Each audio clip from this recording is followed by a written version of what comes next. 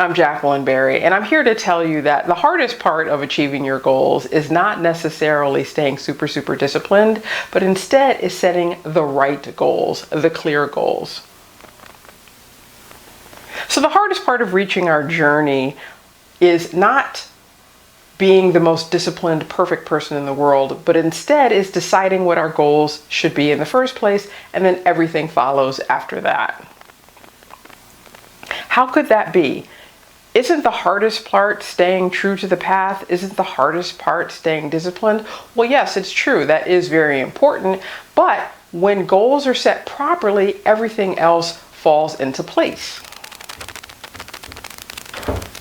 When your goal is set properly, it will feed itself. It will snowball, and the motivation will come lining up so that you continue on the path that you are meant to be on.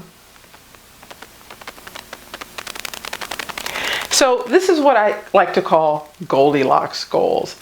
It sounds a little weird and it's kind of funny, but Goldilocks goals are fun because it's a good way for us to decide whether or not our goals are in the right place relative to our vision. So many people like to set goals that are too hot. What do I mean by too hot? These grand multi-year visions with multiple moving parts and lots of different paths and steps along the way, and super far reaching. These goals are great and they're wonderful, but the problem with that is that they tend to be too far reaching, and therefore the path is unsustainable. You need to find something that you can sustain for a long period of time when there are a lot of moving parts in a goal that's really far out there. So your path needs to be reasonable. When you choose a goal that's too hot, there's basically not enough rocks in the lava for you to get where it is that you're going. On the other hand, many others choose goals that are too cold. What does that mean? It means they're flat. It means they're boring. It means you can sustain them forever and ever, but there's nothing igniting that spark. There's no passion. There's no intensity. So when you set goals, they need to pull you along. They need to drag you with them because they're so exciting and they're so fun and you want to follow after them. So on the one hand, they can't be super hot and light up the world, but not have a way to get from point A to point B. But on the other hand, if they're too easy to get and they're not really interesting, they're not going to sustain you then either. So the key is to choose goals that are just right. Find that sweet spot between unattainable and uninteresting. What does that mean? Well, goals that are attainable should be what you're shooting for, but what I'm advocating for is they should be just out of reach, requiring you to stretch and grow just a little bit more as a person. They should not be uninteresting. If you're not interested in them, you're just not going to stay true to whatever that goal is. And this includes sub-goals. So as I was mentioning, the rocks in the lava on the way to that larger goal, those sub-goals should be what your focus is on. Step 1, step 2, step A, step B, and so forth. And eventually you will find yourself in front of that grand goal that you've been looking at. So are your goals clear? This is a question you should ask yourself whenever you set a goal. And what does clear mean? So clear means currency-based, limited, emotional, envisioned, and reachable. Let's take each of these one at a time. So goals that are currency-based are based on your gift to the world, and everyone has one. You can't deny it. Everyone has something that only they can offer to add value to their environment and to their surroundings. What can you do better than anybody? What's your superpower? Everyone's got one. Sometimes your superpower is also your weakness. You should be putting it out there and using it to help and feed others, and their gifts will help and feed you in turn. Limited. This is literally the most important. And what I mean by limited is you have to look at your constraints. What is your time frame? Okay, there's something called invisible deadlines, which means windows of opportunity close. You have to strike while the iron is hot. How much time are you working with? 18 months? 5 years? 4 months? How much time do you have? So you need to think in terms of a limited time frame. And when you set the sub goals, have an even smaller time frame than that. What constraints do you have? Are you limited by money? Do you have another job that you're working full-time? Are you limited on other resources like equipment or whatever it is you need to fulfill your dream? Once you nail your constraints and how you can work within and around them, that's literally half of it. Constraints are necessary.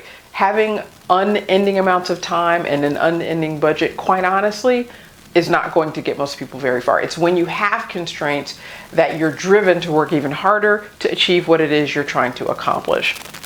Limited is so important that it actually gets 2 slides because it is a crux. So figure out what your personal kill zone is. A kill zone is the amount of time that you need to accomplish some short sub goal along your journey. And everyone's got one. Everyone's got some amount of time that works great for them. Is it 24 hours? Is it 30 days? Is it 1 week? For me, it happens to be 3 weeks. 3 to 5 weeks, I feel like there's almost nothing I could not accomplish. And the same could be the case for you. Maybe you could write a novel in 4 weeks. Maybe you could finish your dissertation in 4 weeks. Maybe you could lose 10 pounds in 4 weeks. There's so much stuff that can be done in 4 weeks. But the point is, whatever your kill zone is, it could be 6 weeks, it could be 6 months. Everyone's got that sweet spot that is not too far away from them, but is not too close to them. What is that amount of time that you can realistically accomplish something valuable? Emotional. Your heart must be involved. You can't keep yourself at bay. You can't stay away. You can't keep it at arm's length. You have to be emotionally involved. You can't stay aloof relative to your goal. You have to fall in love with it. So the universe will sense when you're trying to keep it at arm's reach, and your gift will behave in kind. In other words, it's not going to turn out quite right if you didn't put the love into it. And this means trusting your path actually is yours, that it belongs to you and not anybody else, your own particular brand, your own particular currency. And this does require a bit of vulnerability. But if you are going to be sure-footed on your path, the only way to do that is to trust every step. And that means putting yourself in it wholeheartedly. That doesn't mean everything's going to work out perfectly, and sometimes things will happen that are unexpected, or you might have setbacks. But that's fine. Accept that as part of the journey and continue to move on. But don't use that as a reason to not put your heart into it. You have to trust it, you have to have faith, and you have to fall in love with it in order to bring it to bear. Even science, you have to fall in love with it in order to make it happen. Envision. This is the second E in CLEER. You should see it down to the ittiest of bittiest of nittiest of grittiest detail. What do the details of your success look like? It's just right there. You can visualize it. What are you wearing when you achieve that goal? What does your selfie pic look like when you achieve that goal? What are you going to have for...